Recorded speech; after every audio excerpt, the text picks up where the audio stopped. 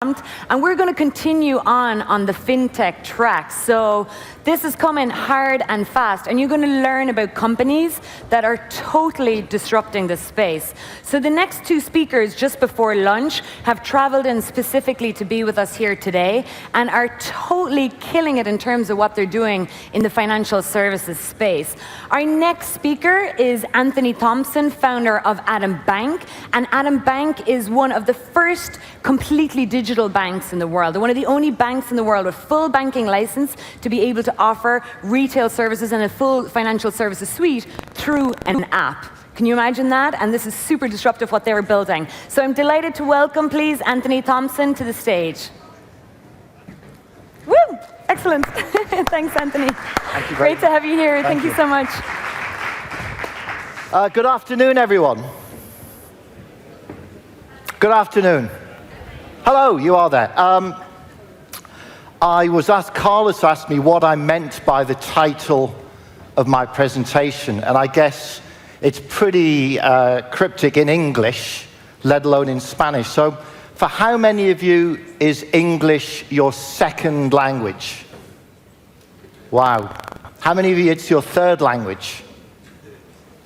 Fourth language? Wow. I'm from Newcastle, which is in the northeast of England, so English is a second language to me also.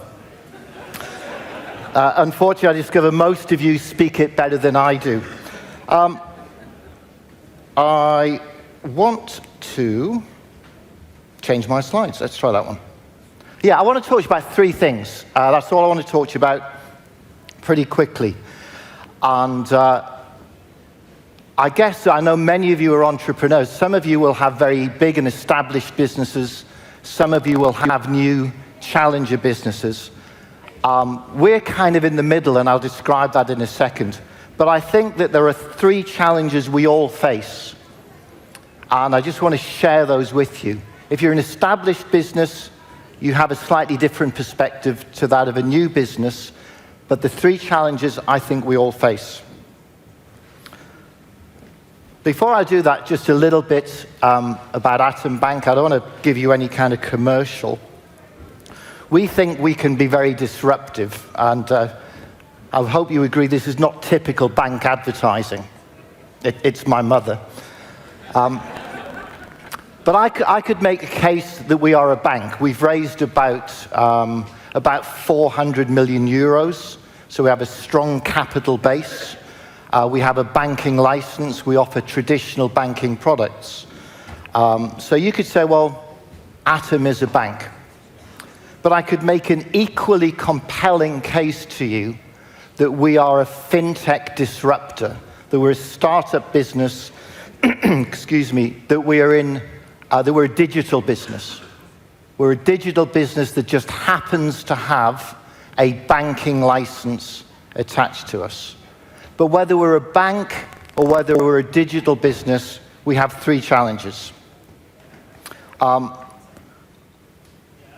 How many of you are startups?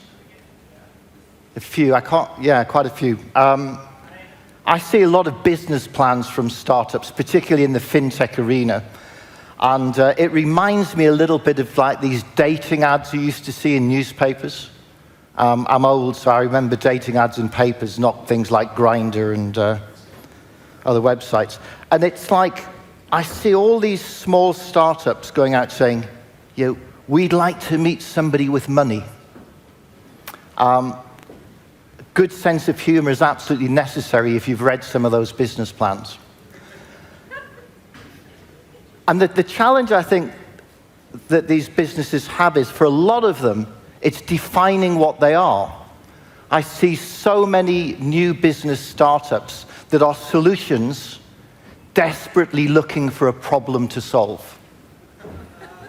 They've got a great idea for a solution for a problem that nobody has.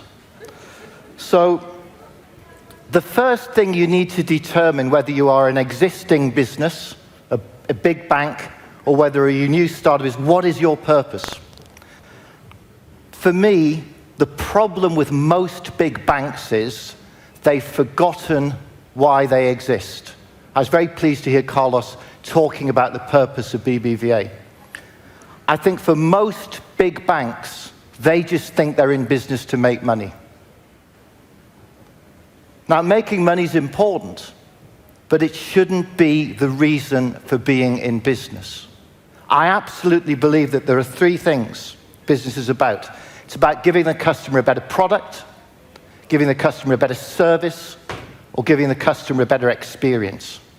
If you do those three things well, and you manage your business efficiently, you will be profitable. But it should be that way around. Giving the customer a better product or a service or experience results in you making money.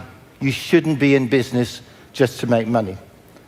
So our purpose is very straightforward. We describe it as redefining your everyday relationship with money. You will note that the word banking is not in our purpose. It's about you and your money. Our purpose is to improve your relationship with your money.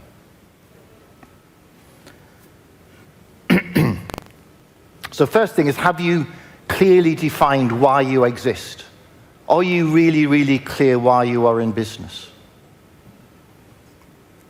If you're not clear, if you don't have a clear purpose, you've got to say, why are we in business? If you work for a business that hasn't got a clear purpose, you've got to say, why am I working there?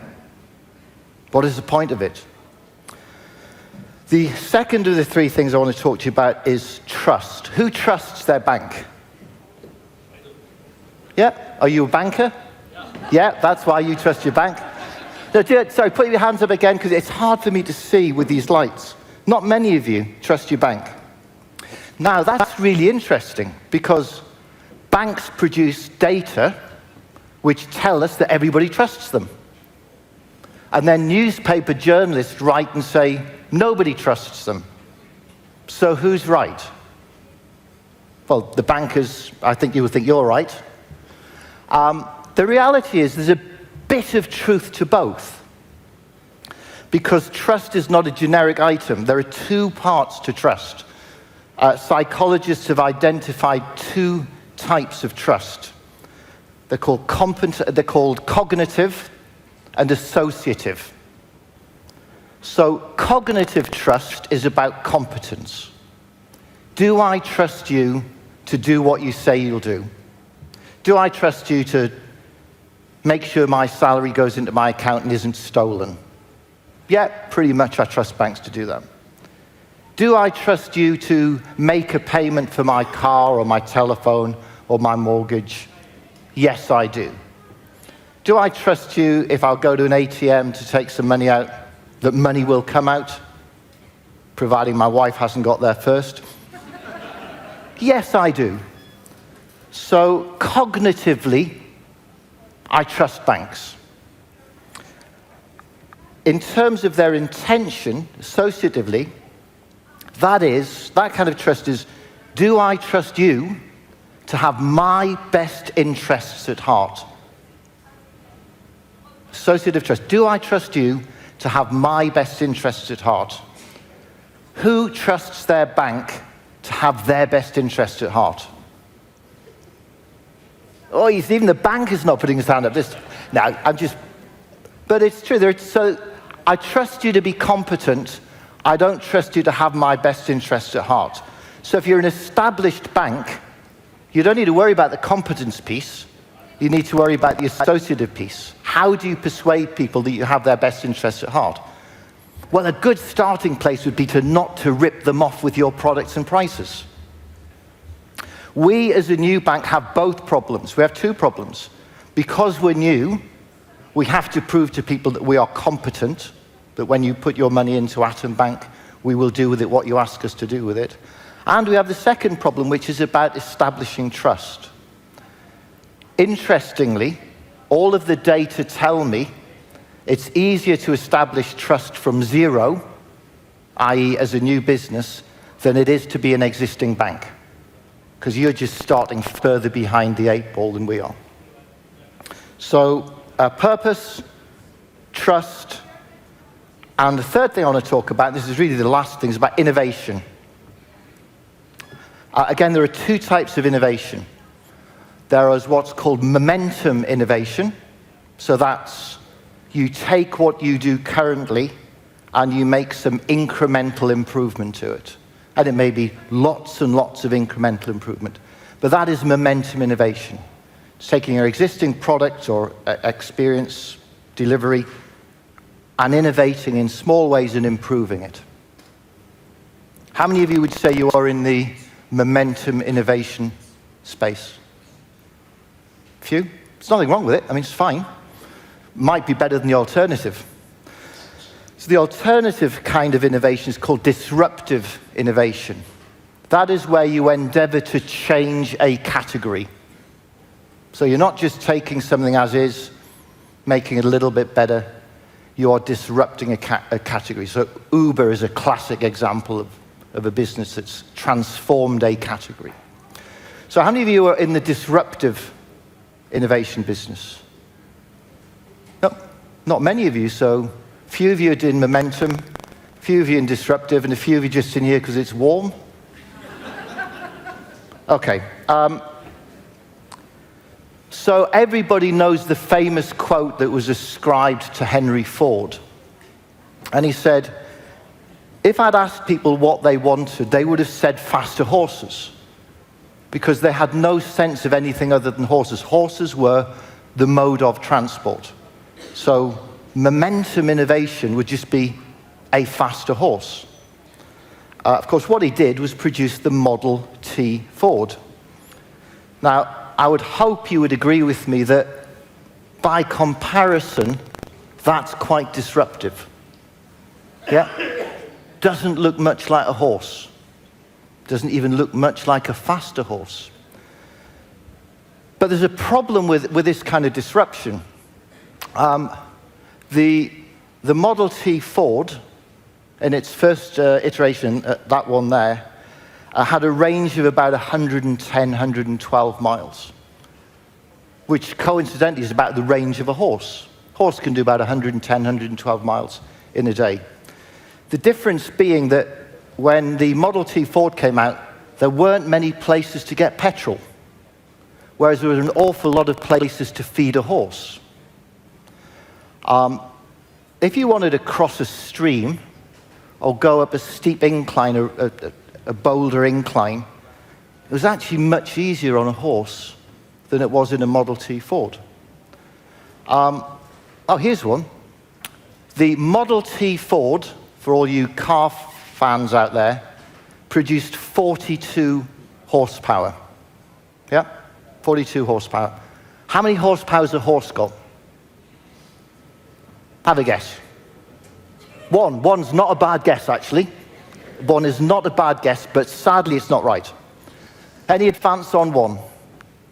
Two would be an advance on one. Sorry? 100. No, not quite 100. It's 15. Don't ask me to go into the engineering mathematics of it, but you can look it up on Google. A horse produces 15 horsepower. So, and 42 horsepower for the car. So put 4 horses together, and you can transport an awful lot more than you could transport in a Model T Ford. Put 2 horses together, you could go an awful lot further. You ride one, then you switch to the other one. So actually, when it came out, it wasn't that disruptive. Because people were, why would I have one of those?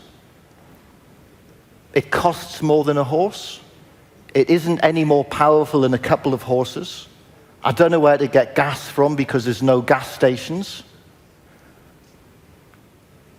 It wasn't very innovative. So I think the challenge that a lot of us have when we introduce new businesses that are potentially disruptive is that the end consumer doesn't see just how disruptive they are.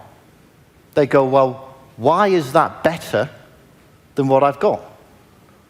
Why is being able to do all my banking on that device better than the way I do it currently? You know, maybe on the internet, maybe by phone. Few people in industrial society tend to use branches now. But why is this better? Well, I'll tell you why it's better.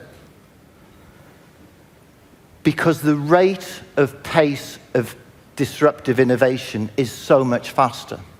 Today, horses still got 42 brake horsepower, but a good saloon car can turn out 350 brake horsepower or more. SUV vehicles can go to places that horses can't go anymore. The range is triple that of a horse, potentially 6 times that of a horse. Now, if you ask people today, what would you rather have, other than for reasons of horse riding or if you're French to eat them, would you rather have a horse or a car? I think most people would say today that they would rather have a car. So our challenge for those of us who are in the business of disrupting a category is to have the rate of pace of, if you'll pardon the joke, acceleration of our disruption sufficiently quick that customers don't go, why would I bother with that? I've got a perfectly suitable alternative. So, as I say, only 3 things I wanted to talk to you about. Purpose. Do you have one? Is it a higher purpose? Is it something that you really believe in? When people join Atom Bank, I meet all of the people who join us, and I ask them why they join. I said, do you believe in what we're doing? Because if you don't believe in what we're doing, you shouldn't be doing it. You shouldn't be joining us. In fact, we'll find out eventually, so better that you leave now. If you're in a job that you don't believe in, go and do something different. Life's just too short. Trust. How can you establish, whatever your business is, that you are there for the benefit of your customers, not for the benefit of your bottom line? And in terms of innovation, there's no right or wrong. Whatever you're doing, you should be improving every day, small incremental improvements, Kaizen as the Japanese would call it, but always looking for that category-changing, innovative shift. The one thing, just one final point I'd make in passing is, in financial services, in banking, the reason you needed banks is because money was physical. It used to be gold and silver and bronze, then it became paper, it became promissory notes. It was physical, and you needed a physical repository for your money.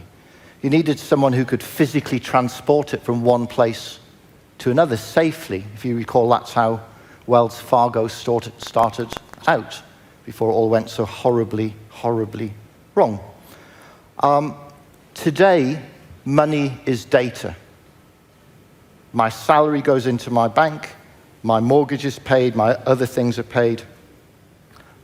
I pay for most things either on my phone or by credit or debit card, and occasionally get a little bit of money out of an ATM. And that is the direction of travel. Some of the Scandinavian countries have nominated a date by which they will have no real currency.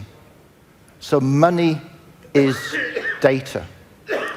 So data, in a sense, is the byproduct of your business. To continue the Henry Ford analogy, for someone who built motor cars, he had quite a prescient view on the financial services industry. And this is what he said. I think with the arrival of digital in general and mobile in particular, the revolution's come. Thank you very much.